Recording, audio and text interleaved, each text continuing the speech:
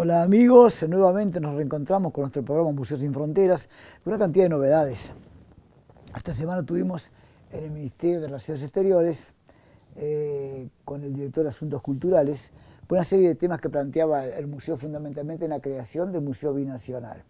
Bueno, tuvimos una respuesta y justamente ahora estamos en eso, de proseguir esta actividad que hace años que hemos iniciado en establecer el primer museo binacional del Mercosur, con las piezas del Museo Sin Frontera, que las cederemos en calidad de préstamo para que podamos unirnos más culturalmente entre todos los países del Mercosur y, por qué no, los países de América. Este es un conjunto de piezas que pertenecen al museo, algunas las hemos adquirido ahora, otras ya lo teníamos, entre ellos una recopilación interesante de actos internacionales para la fijación del estatuto jurídico de la frontera entre Uruguay y Brasil, que fue concluido y firmado, mis amigos, en Montevideo, creo que el 30 de diciembre del año 1933. Y esto corresponde al año, una publicación que se hizo en el año 1970, y está firmada aquí, si mal no recuerdo, a ver, por, acá dice Ministerio de Relaciones Exteriores, Comisión de Límites y Caracterización de la Frontera Uruguay-Brasil, Estatuto Jurídico de la Frontera. Está firmado por el coronel Mario Larrauri, que él era delegado jefe de la Comisión de Límites y Caracterización de la Frontera Uruguay-Brasil en el año 1970. Un lindo documento que ya está vigente, ¿verdad? Está muy vigente. Pero igual forma parte ya del acervo del museo porque es un hecho, un acontecimiento histórico, lo de la caracterización de la frontera.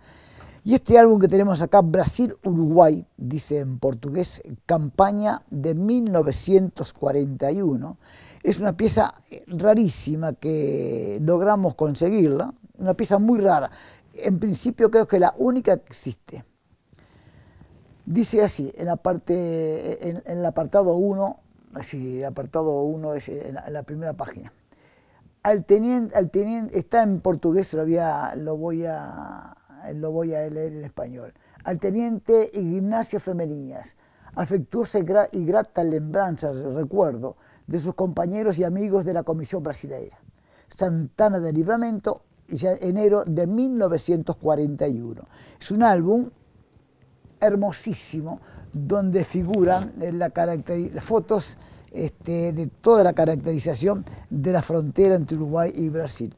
Por suerte que logramos conseguirlo, esta pieza, una pieza hermosísima, donde nos revela una actividad realizada por distintos comisionados, tanto de Uruguay como de Brasil, a lo largo de un buen periodo. Entonces, este álbum sí que realmente es un recuerdo y que podría formar parte de un verdadero museo en lo referente a relaciones exteriores, ¿verdad? Hoy publicamos en Face y va a salir en algunas prensas, en algunos diarios también de la frontera,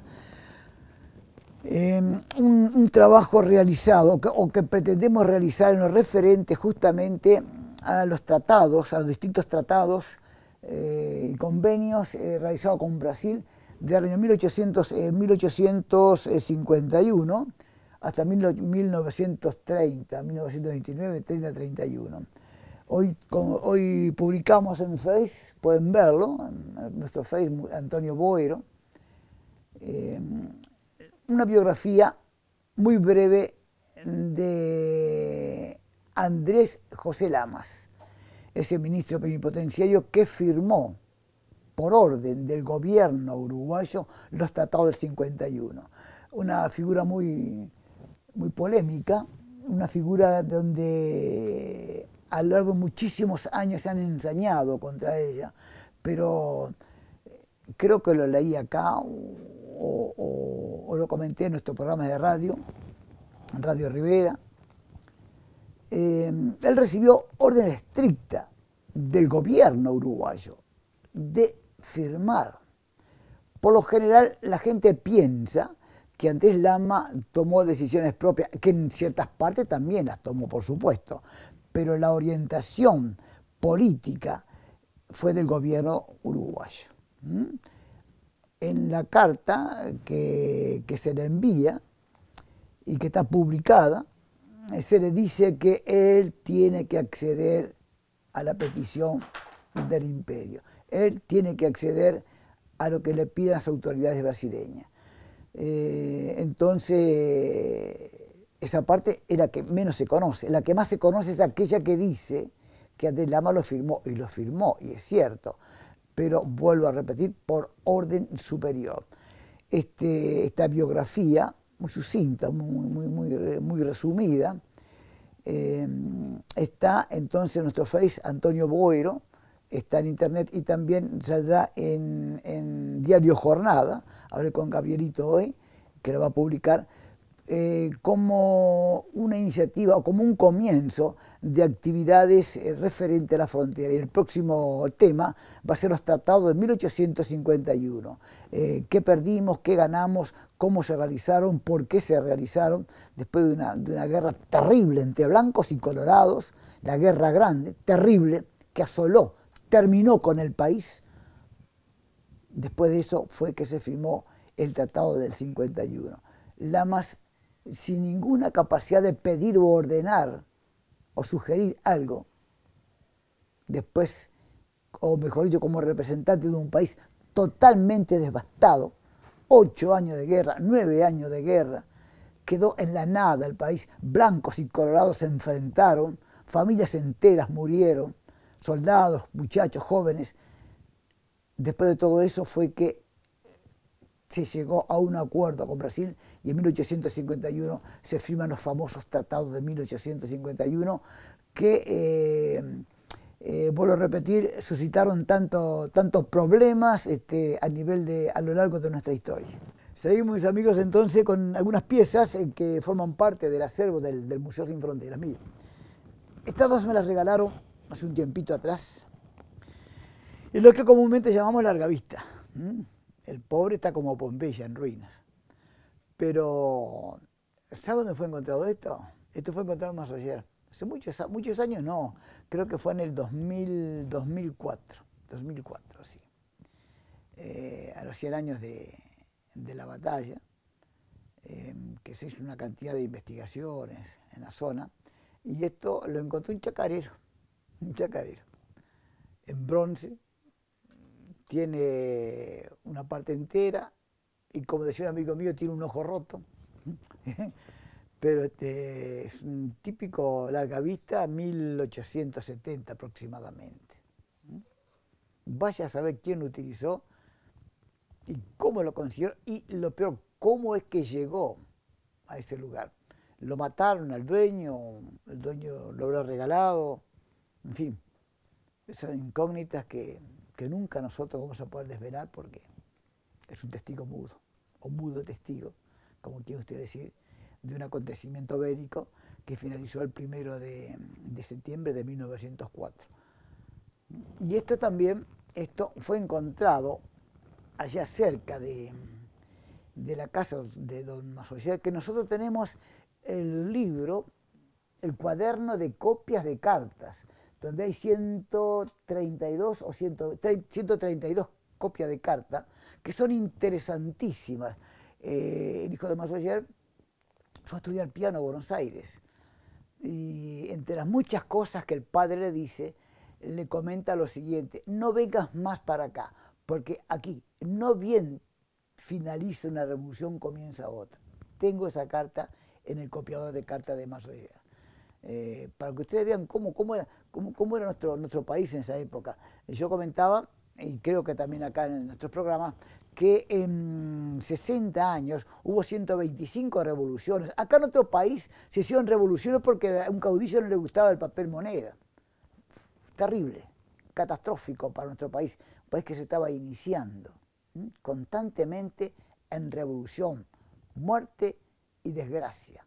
Entonces, esa característica, ves que este comerciante, Massoyer, la palpó, la vio, la vivió, la bebió, y le comunicaba al hijo: no vengas más, porque acá, en estas tierras, no bien finaliza una revolución, comienza otra. qué definición, ¿no? Sí, Richard Barton, creo haberlo comentado acá, que fue el enviado inglés a la guerra de Paraguay, estuvo en Paysandú, y le llamó mucho la atención de la cantidad de extensión de campo que tenían pocas personas, sí, pocas personas con muchísima extensión de campo. ¿Mm? ¿Y sabe cómo le llamó al Uruguay? El país de las revoluciones semestrales, porque dice que había 2 revoluciones por año. Y yo me atrevo a decir que en algunas oportunidades se equivocó, señor Richard Barton, porque en algunas oportunidades llegaron a haber 5 revoluciones en el mismo año. Y esta pieza fue encontrada, mis amigos, allá en un basurero de la zona. Posiblemente es una medida de estaño, ¿verdad? Posiblemente haya pertenecido, posiblemente, al comercio de Mazoyer, no lo sabemos. No tendría otro sentido que no ser así. Y se habrá estropeado y bueno, lo habrán tirado y el amigo que andaba caminando, andaba paseando, encontró el basurero y encontró esta pieza y la donó para nuestro museo. Estas son otras piezas muy lindas que conseguimos hace poco tiempo, miren. Un par de estribos con el brazón de la República Riograndense, perdón, con el brazón de la República de Brasil. Es el pasaje del imperio a república. La guerra de Paraguay fue lo que aceleró el proceso del pasaje del imperio a la república, ¿verdad? Y como hecho curioso e interesante, debemos decir que en el amanecer de la república, el día que fue creada la república, la mayoría de los oficiales y soldados se presentaron con la vestimenta, el armamento y los sables con el blasón de Pedro II, emperador de Brasil. Es cosa curiosa, ¿verdad? Duró muchísimos años, duró 4 o 5 años, cambiar el armamento con el blasón del imperio a república, que es este que está acá. Una pieza hermosísima, que la conseguimos entera. Acá están los pasadores también, con el mismo brazón de la república. ¿Vieron? Hoy forman parte del acervo del Museo Sin Fronteras. Hermosísimas piezas de las cuales que nosotros tenemos de la República, de muchas piezas, las que menos piezas tenemos son con el blasón del imperio. Y sí tenemos, como ustedes vieron, y hemos mostrado, algunas pistolas con el blasón de Pedro II, emperador de Brasil. Y también los sables que hoy día constituyen piezas rarísimas de localizar en el mercado. Los sables con el blasón de Pedro II, emperador de Brasil. Y acá tenemos más piezas.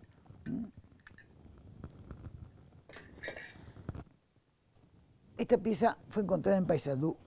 Es una pieza original esta, porque ahora yo la he visto inclusive en Tristán La Baja vender rompecabezas hechos, un material muy liviano, ¿verdad? Se ha perdido ya ahora la originalidad de las piezas. Este es un rompecabezas muy lindo, fue encontrado en el arroyo San Francisco, en la desembocadura con el río Uruguay. No, perdón, fue encontrada en el arroyo Guavillú, en la desembocadura con el río Uruguay. Es una hermosa pieza, debe tener, creo que tiene unas 25 puntas, vamos a contarla, 1, 2, 3, 4, 5, 6, 7, 8, 9, 10, 11, 12, 13, 14, 15, 16 puntas, 17 puntas tiene. Una arenisca muy fuerte, compactada.